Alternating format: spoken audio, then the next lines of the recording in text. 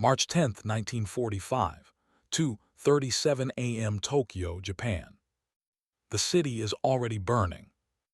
You can hear it before you see it, the low thunder of engines overhead, the sharp whistle of falling incendiaries, the sudden roar as entire blocks ignite at once. Wooden homes collapse into walls of fire. The night sky turns orange, then white-hot. Civilians run with nowhere to go. But far from the flames of Tokyo, deep underground, behind sealed steel doors, another war is unfolding in total silence. No bombs fall here. No alarms scream. Only men in uniform, working by dim lights, guarding secrets so dangerous that even Japan's own citizens will never know their names. At this very moment, Imperial Japan is losing the war in the air, but racing against time in the shadows. And what they are building, what they have already tested, terrifies even their own scientists. You don't see these projects in newsreels. You won't hear about them in surrender speeches, because they were never meant to be seen. By 1943, Japan's military leadership understands a brutal truth. The empire is being strangled. Allied submarines cut supply lines. American factories outproduce Japan 10-1. Island after island falls. Pilots die faster than they can be trained. So the high command turns inward. If conventional war cannot be won, then unconventional war must be unleashed. Weapons that don't just destroy armies, but erase cities, poison landscapes, and break the human body itself. In Tokyo, planners from the Imperial Army and Navy gather in closed rooms. The discussions are clinical, cold, detached. How do you win a war when you no longer control the skis? You change the rules. They authorize projects that bypass morality entirely. Projects hidden behind false facility names. Projects buried underground, scattered across Manchuria, coastal Japan, and remote mountain valleys. One officer reportedly says, "Victory does not require honor, it requires results." That sentence becomes doctrine. Far north of Japan, in occupied Manchuria, a train arrives at a fenced compound outside Harbin. Snow crunches under boots. Searchlights cut through the dark. The sign at the gate reads Epidemic Prevention and Water Purification Department. It sounds harmless. It is not. Inside, doctors in pristine white coats wait calmly. Their leader is Lieutenant General Shiro Ishii, a brilliant microbiologist and one of the most dangerous men of the 20th century. This facility will later be known as Unit 731. But in 1945, it doesn't officially exist. Here, Japan is not building bombs or planes. They are weaponizing disease. Prisoners are brought in. Chinese civilians, Soviet POWs, men, women, even children. They are not called prisoners. They are called maruta, logs. You can almost feel the chill in the operating rooms. No anesthesia, no mercy. Organs removed while the heart still beats. Limbs frozen and shattered to study gangrene. Plague bacteria cultivated like crops. These experiments are not random cruelty. They are field tests. Japan wants weapons that can wipe out entire cities without firing a single shot. Plague bombs, cholera outbreaks, contaminated water supplies. Silent death. And it works. At the same time, hundreds of miles away, another secret grows, this one made of steel. In hidden shipyards, Japanese engineers assemble submarines unlike anything the world has seen. Massive vessels, the I-400 class, longer than a football field. These are not just submarines. They are underwater aircraft carriers. Inside their pressure hulls sit folding-wing bombers designed to surface, launch airstrikes, then vanish beneath the ocean again. Their original target. The Panama Canal. Imagine it, one surprise strike, collapsing the canal, cutting America in half. The plan is audacious, brilliant, desperate, and almost ready. Above ground, Japan's skis begin to change. American pilots report something impossible: enemy aircraft climbing faster, flying faster. Jet engines, prototypes like the Nakajima Kika, inspired by Germany's Me-262, but built with Japanese ingenuity and scarcity. These jets are rushed, unfinished but real. For the first time, Allied air superiority is questioned. Not reversed, but challenged. And then there are the men who volunteer, or are ordered, to become weapons themselves. Young naval pilots stand on concrete docks, staring at sleek metal torpedoes with cockpits welded into their noses. Kiten, turn toward heaven. Human-guided torpedoes. Once launched, there is no return, no escape hatch, no rescue. Just a final dive and impact. Some of these pilots write farewell letters the night before deployment. Others say nothing at all. The ocean closes over them. By early 1945, Japan is no longer fighting to win. It is fighting to shock the world. Biological annihilation, suicide weapons, technological gambles, doomsday projects buried in tunnels and silence. And yet, none of these weapons will ever be fully unleashed. Because something is coming. Something faster than Japan's secrets. Something that will force these hidden programs to be erased, burned, buried, or denied. As American forces draw closer, orders are quietly issued. Destroy everything. Leave no evidence. Because if the world ever learns the truth, the war's end will not mean forgiveness. August 9, 1945, 11:02, Nagasaki, Japan. The blast is silent at first. Then the city disappears. A white flash tears through the valley, flattening factories, homes, and human bodies in a single instant. Steel bends. Skin burns. Shadows are burned into stone. For those watching from afar, from underground bunkers, from naval command rooms, from secret research compounds, the message is unmistakable. This is no longer a war that can be steered. This is extinction-level power.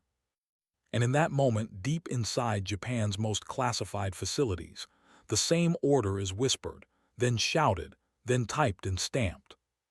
Destroy everything. At Unit 731, the command arrives without ceremony. No debate, no hesitation. General Shiro Ishii knows exactly what it means. Laboratories that once hummed with precision now move with panic. Glass vials are smashed. Cultures of plague and anthrax are poured into drains. Documents, thousands of pages, are burned in iron barrels until the air turns thick with ash. Prisoners are marched out. Some are executed. Others are sealed inside buildings as demolition charges are set. You can almost hear the ticking of fuses of time itself. Because if the Soviets reach this place, if Allied investigators see what was done here, there will be no defense. Only judgment. Similar scenes unfold across the empire. At naval yards, engineers torch blueprints for the I-400 submarines. Welders cut into hulls. Explosives are packed into compartments meant to carry aircraft. Some subs are scuttled at sea. Others vanish into records marked, lost to enemy action. They are not lost. They are erased. At airfields, jet prototypes are rolled into hangars and burned. Engines that took years to design melt into slag. Test pilots watch in silence as the future they believed might save Japan collapses in smoke. No ceremonies. No speeches. Just fire. For the Kiten units, the order is different. There is no need to destroy them. They are already expendable. Many are launched anyway, desperate attacks against overwhelming Allied fleets. Some malfunction and sink without hitting anything. Others strike ships but change nothing. Young men die believing their sacrifice might still matter. It doesn't. On August 15, 1945, Emperor Hirohito speaks to the nation. His voice crackles over radios across Japan. The language is formal, indirect, almost surreal. But every soldier, scientist, and commander hears the same thing beneath the words. The war is over. For the men guarding Japan's darkest secrets, this is not relief. It is terror. Because surrender means investigators, interrogations, trials. American forces move quickly. Intelligence officers fan out across Japan and occupied territories. They've heard rumors, whispers of human experimentation, of biological warfare, of submarines that carry airplanes. At first, they find very little. Burned buildings, empty labs, missing files. Too clean. That alone raises alarms. Then slowly, fragments emerge. A former technician breaks under questioning. A Soviet unit overruns a forgotten outpost in Manchuria. A document survives a fire, its edges blackened but its words intact. Names surface. Unit numbers. Coordinates. And one name appears again and again. Shiro Ishii. But Ishii is no longer a scientist awaiting trial. He is a negotiator. As American investigators close in, Ishii offers something unprecedented. Data. Decades of biological warfare research. Human experimentation results no other nation possesses. Information gathered at unimaginable cost. In exchange, he asks for immunity. No trial. No punishment. Total silence. In Washington, the decision is made behind closed doors. The Cold War is already beginning.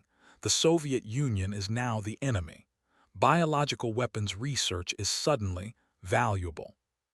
The deal is struck. Unit 730-1 will never face an international tribunal. Its victims will never testify. Its crimes will be classified. And just like that, Japan's most horrific secret weapons do not end with the war.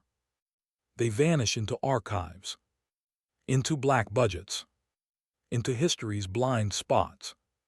But not all the secrets disappear. Some are still buried. Some are still undiscovered. And some, once erased, may have quietly shaped the world that followed. September 1945, Yokosuka Naval Base. The docks are crowded with American sailors, intelligence officers, and engineers. The war is officially over, but the work has only begun. A U.S. Navy officer runs his hand along the rusted hull of a captured submarine. It's larger than expected, much larger, too large for the patrol records they've been given. This isn't a standard attack sub. This is something else. When the hatches are opened, the silence inside is unsettling. The interior smells of oil, damp steel, and abandonment. Blueprints lie scattered, half-burned. Metal rails run along the ceiling, rails designed not for torpedoes but for aircraft. That's when the realization hits. Japan didn't just build submarines. They built underwater strike platforms. The I-400 class submarines begin to reveal themselves, floating paradoxes of ambition and desperation, each one capable of sailing halfway around the world without refueling, each one able to surface, assemble aircraft in minutes, launch a surprise attack, and vanish again. American engineers study the designs in disbelief. Had these boats been deployed months earlier, they could have changed naval warfare forever. But timing is everything, and Japan ran out of it. Elsewhere, fragments of the jet program surface.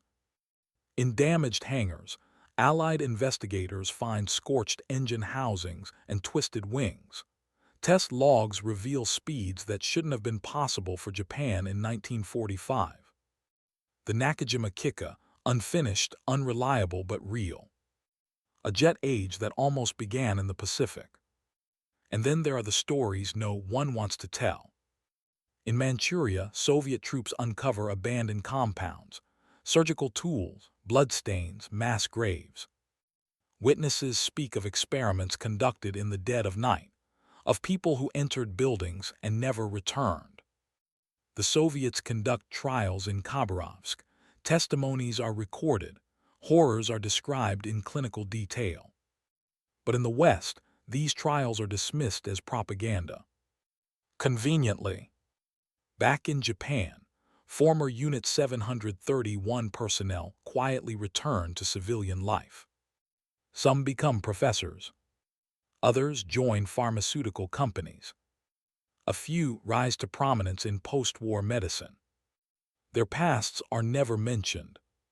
Their research lives on, sanitized, repurposed, unnamed.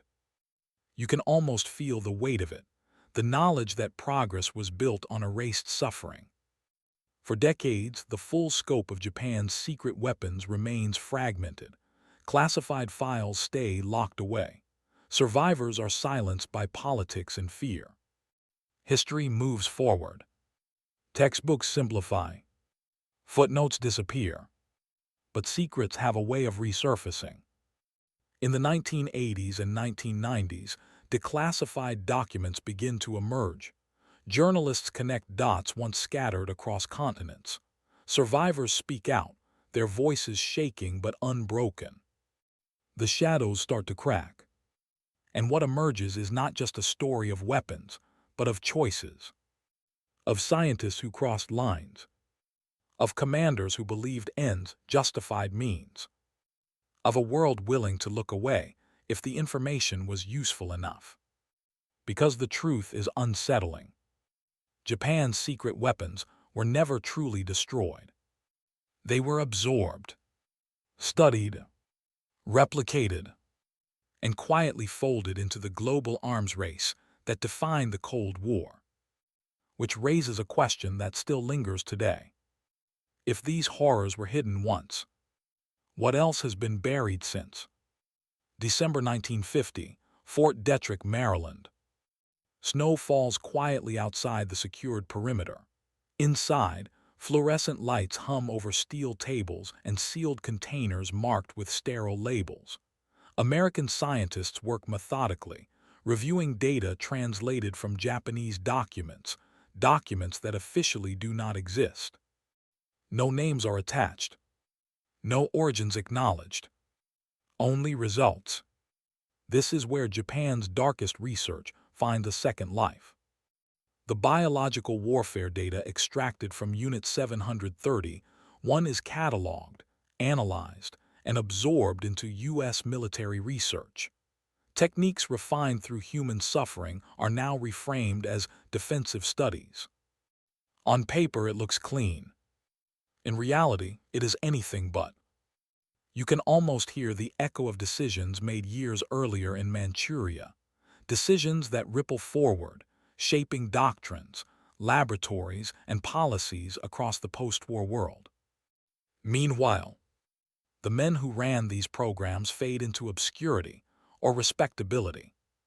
Shiro Ishii never stands before a judge. He dies quietly in 1959, never publicly admitting guilt. No apology. No reckoning. In Japan, the nation rebuilds at an astonishing pace. Cities rise from ashes. Factories hum again. A new constitution rejects war itself. But the past is carefully managed. School textbooks avoid specifics. Museums speak softly. Survivors of Japanese biological experiments are dismissed, ignored, or told to forget. Silence becomes policy. The same silence surrounds Japan's suicide weapons. The Kiten pilots are remembered as symbols of sacrifice, not desperation. The machinery that sealed them inside steel coffins is rarely shown. Families receive ashes, rarely explanations.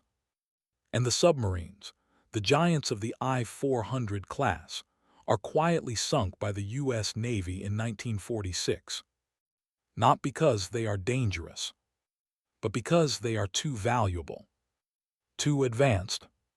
Better to destroy them than let the Soviets study them. The ocean becomes their final archive. As the Cold War tightens its grip, the world moves on. New weapons, new threats, new secrets. But the blueprint remains the same. If something is powerful enough, morality becomes negotiable. Decades later, historians uncover fragments, memos, testimonies, photographs smuggled out before the fires. Each piece challenges the official narrative. Each one forces a question long avoided. What does victory mean if it requires forgetting the cost? Because Japan's secret weapons were not just machines or microbes. They were warnings. Warnings about how far nations will go when survival is at stake. Warnings about how easily truth can be buried if enough people agree not to look.